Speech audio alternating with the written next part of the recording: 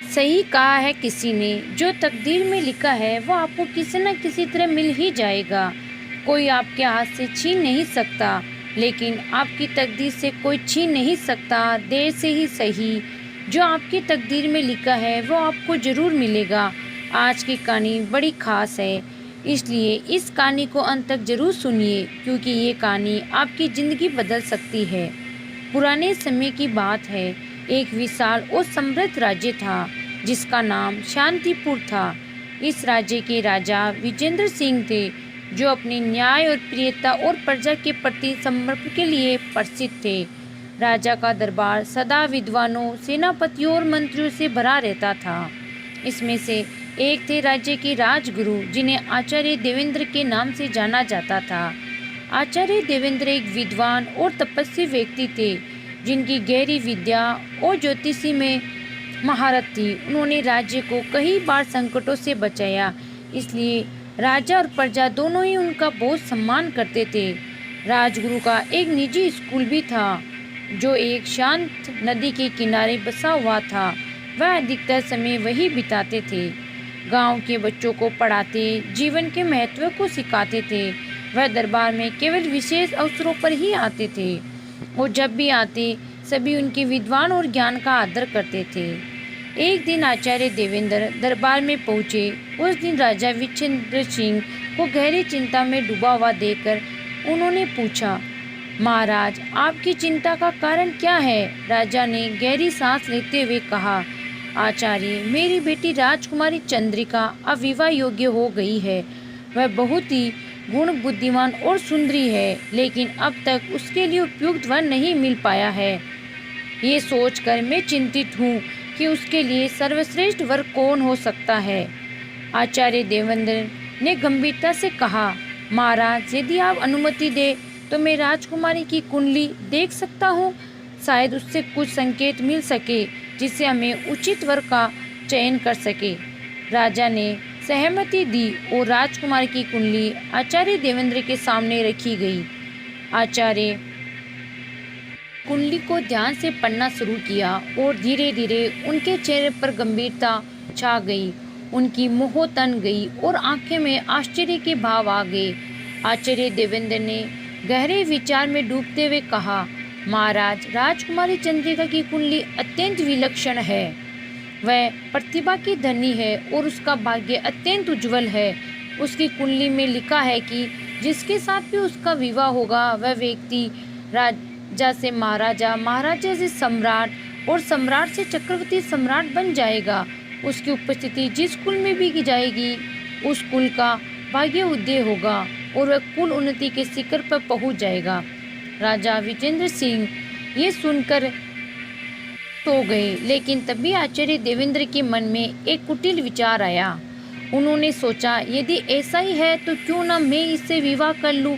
मैं भी तो इस महान भाग्य का अधिकार बन सकता हूँ। यदि मैं इससे विवाह कर लूं तो मेरा भी भाग्य उदय होगा और मैं चक्रवर्ती सम्राट बन जाऊंगा। इस लालच ने आचार्य देवेंद्र के मन पर कब्जा कर लिया और उन्होंने एक योजना बनाई। आचार्य देवेंद्र ने राजा से कहा, महाराज, यद्यपि राजकुमारी का भाग्य अत्यंत उज्जवल है, लेकिन इसमें एक अड़चन है। यदि इसका सीधा विवाह करा दिया गया तो उसके साथ विवाह करने वाला व्यक्ति भी उसका भाग्य लेकर उन्नति करेगा, लेकिन उसके परिवार का विनाश निश्चित है। उनकी कुंडली में लिखा है कि यदि उसका विवाह सीधे किसी भी राजा से करवा दिया जाए तो वह राजा का परिवार और वंश नष्ट हो जाएगा। राजा वीरेंद्र सिंह ने यह सुनकर गहरी चिंता में पड़ गए। उन्होंने कहा, आचार्य, फिर क्या किया जाए? मेरी बेटी का भाग्य तो उज्जवल है, लेकिन मैं अपने वंश के नाश का जोखिम नहीं उठा सकता। आचार्य देवेंद्र ने अपनी योग्यता के अनुसार सुझाव दिया, महाराज, एक उपाय है। आप राजकुमारी को एक बड़े से बक्से में बैठाकर उसमें हीरे, जवाहरात और आभूषण भर दीजिए। फिर उस बक्से को नदी की धारा में प्रवाहित कर दीजिए। जहाँ भी ये बक्सा जाकर ठहरेगा, वहीं उसका विवाह होगा। इसी तरह भाग्य का निर्णय स्वयं ईश्वर करेंगे और उसका विवाह उसी व्यक्ति से होगा जिसके साथ उसका भाग्य संयोग से बंधा होगा। इस उपाय से ना तो आपका वंश नष्ट होगा और ना ही कोई अनिष्ट होगा। राजा ने सोचा कि आचार्य देवेंद्र का सुझाव समझदारी भरा है।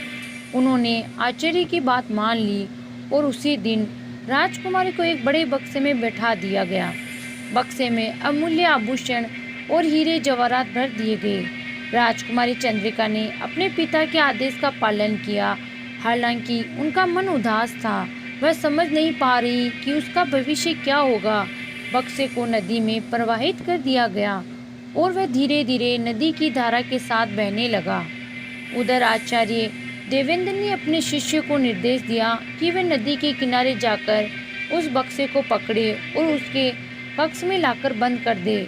उन्होंने कहा, सुनो बच्चों, आज की पढ़ाई छोड़ो, एक बक्सा बहता हुआ आ रहा है, उसे पकड़कर मेरे कक्ष में लाकर रख देना और दरवाज़ा बाहर से बंद कर देना, चाहे मैं कितना भी चिल्लाऊं। अपने रास्ते पर जा रहा था, लेकिन कहते हैं कि किस्मत के खेल निराले होते हैं। उसी समय एक अन्य राज्य के राजकुमार अर्जुन सिंह अपने सैनिकों के साथ जंगल में शिकार के लिए निकला हुआ था। वह थक चुके थे और नदी के किनारे विश्राम कर रहे थे। राजकुमार अर्जुन ने देखा कि एक बड़ा बक्सा नदी में बहता हुआ आ रहा है। उन्होंने अपने सैनिकों को आदेश दिया, जाओ उस बक्से को पकड़ लाओ। सैनिकों ने बक्से को नदी से बाहर निकाला, राजकुमार अर्जुन के सामने लाकर रखा। बक्सा भारी था, लेकिन जब उसे खोला गया तो अंदर से एक सुंदर राजकुमारी निकली। राजकुमार अर्जुन ये देखकर आश्चर्यचकित हो गए और उन्होंने पूछा, देवी आप कौन हो और इस हालत में यहाँ कैसे पहुँचे? राजकुमारी चंद्रिका ने उन्हें सारी कहानी बताई। राजकुमार अर्जुन ने तुरंत निर्णय लिया और कहा, महाराज की आज्ञा थी कि जिस व्यक्ति के सामने ये बक्सा खुलेगा उसी से विवाह होगा। देवी, यदि आप सहमत हो तो मैं आपसे विवाह करना चाहता हूँ। राजकुमारी ने सहमति जताई और वही विवाह संपन्न हो गया। सैनिकों ने तालियां बजाकर उनका स्वागत किया। उधर आचार्य देवेंद्र को उम्मीद थी कि वह बक्सा उसके पास पहुंचेगा, लेकिन किस्मत ने उनके साथ नहीं किया। बक्सा नदी में बहते बहते राजकुमार अर्जुन तक पहुंच गया। जब शिष्य नदी के किनारे बक्से का इंतजार कर रहे थे तो उन्हें बक्सा बहता हुआ दिखाई दिया। बक्सा देखकर वह खुशी के मारे उछल पड़े, लेकिन बक्सा इतना भारी था कि वह हिल भी नहीं रहा था। कई घंटों की मेहनत के बाद बक्सा उठाकर ऊपर लाया गया। उसे लौटकर उसकी कुटिया तक पहुंचाया गया। उन्होंने उस बक्से को पकड़कर बड़ी मुश्किल से आचार्य के कक्ष में पहुंचाया और दरवाज़ा बाहर से बंद कर दिया। आचार्य देवेंद्र भीतर अत्यंत उत्साहित थे। उन्होंने सोचा कि अब उनका भाग्य बदलने वाला है।